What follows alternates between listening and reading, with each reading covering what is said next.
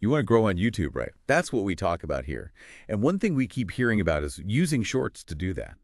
And for good reason. Yeah, we took a deep dive into some advice from Think Media, and they've got some really interesting insights on this. They've actually had some pretty impressive results with shorts. Yeah, so they actually went from 0 to 1,000 subscribers in just 9 days using shorts. So clearly they're onto something.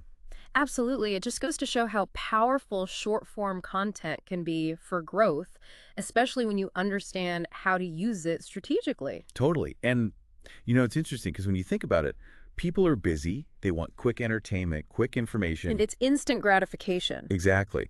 And shorts really tap into Yeah, that. they do. And that's a big part of why they're so shareable. That makes a lot of sense. So I think the big takeaway here is that shorts aren't just for views anymore. They could be a powerful tool to gain subscribers. I mean, Think Media found that shorts convert viewers into subscribers at 3 times the rate of their regular videos. Yeah, and that's significant. Yeah, that's huge. Imagine what tripling your subscriber growth would do for your channel. That's the power of shorts when you do it right. And that's a key point when you do it right, because even Think Media admitted that when they first started making shorts, they weren't seeing those results. Really? What were they doing wrong? Well, initially, they were just throwing things at the wall, hoping something would stick. They were taking random clips from their longer videos and posting them as shorts. So not really thinking about the strategy. Exactly. They realized they needed a more deliberate approach to unlock that subscriber growth potential. Interesting. So what changed? That's when they discovered what they called the loop method. Ooh, the loop method. That sounds intriguing. It's actually very clever. It's all about editing your shorts so that the ending seamlessly transitions back to the beginning. So it creates this continuous loop. Precisely. And it's not just a gimmick. There's actually a psychological principle at play here called the Zeigarnik effect. Our brains crave closure, so when something is left unfinished, it creates a sense of tension. This loop kind of plays into that, and it keeps viewers hooked. Like you almost have to watch it again to make sure you saw what you thought you saw. Exactly. It's like a visual echo that keeps replaying in your mind. I've definitely been sucked into those loops before. And it's not just you. That's why this loop method works. It taps into how our brains process information, especially visual information. That's fascinating. So it sounds like we need to be thinking about how we can incorporate that into our own shorts. Absolutely. And it highlights a really important point about short-form content in general. It requires a different mindset, a different approach than creating longer videos. Right, you can't just treat it like a shortened version of something else. It's its own unique beast. Exactly. So this loop method is super cool, but I'm guessing there's more to making great shorts, right?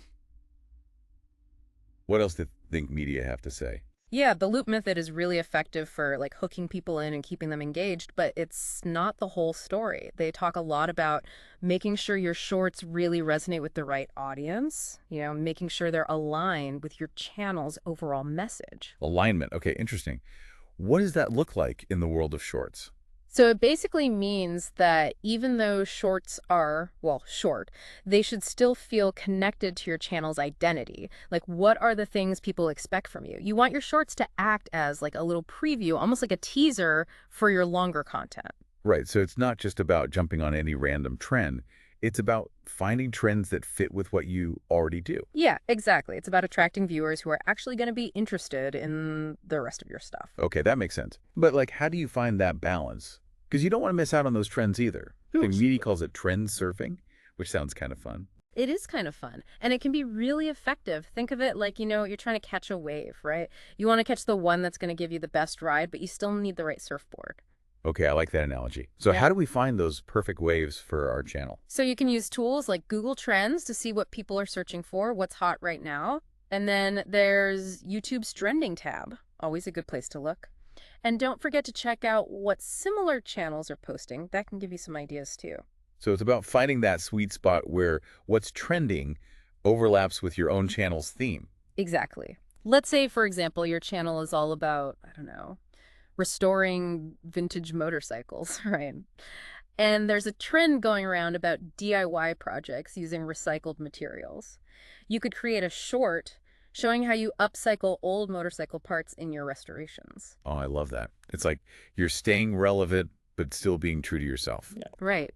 And that's so important because at the end of the day, while trends and algorithms are important for, getting your content seen, It's the quality of your content that will really determine your success. That's so true. Speaking of quality, how much effort did Think Media put into actually creating their shorts? Oh, they had a whole process, and it was more involved than you might think. They actually started with like a fully fleshed out script.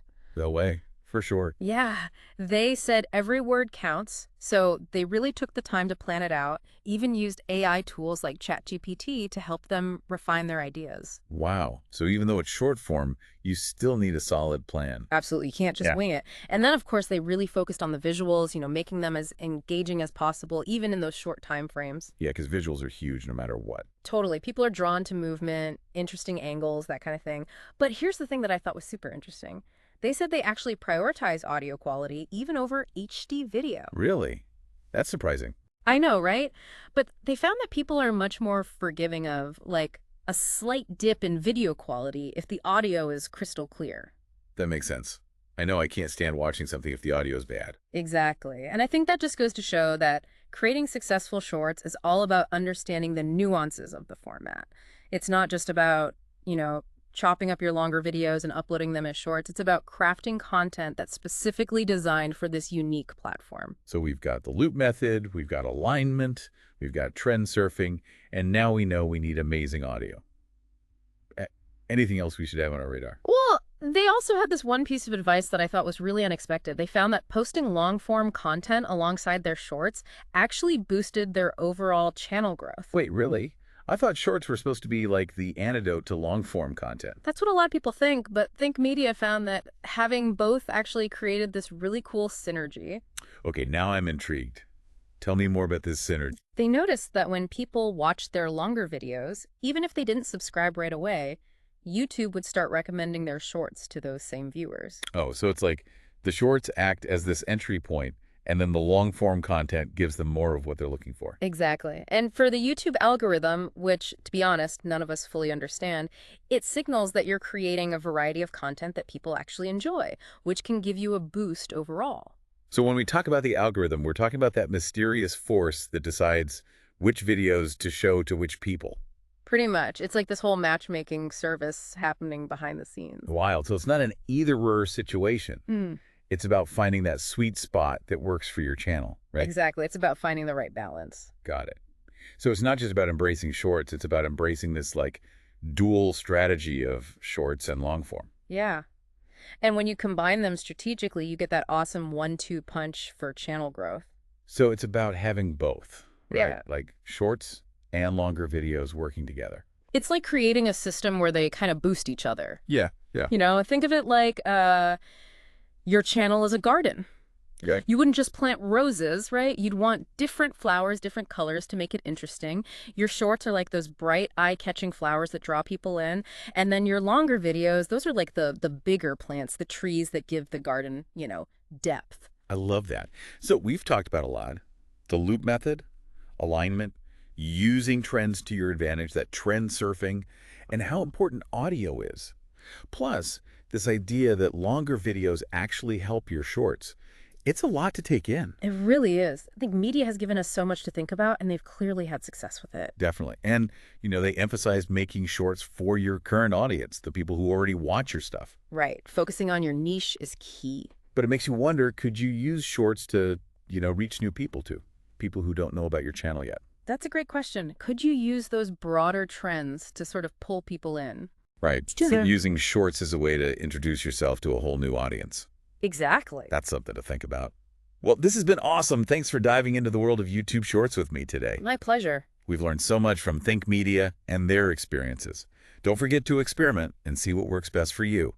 Now go out there and create some amazing shorts.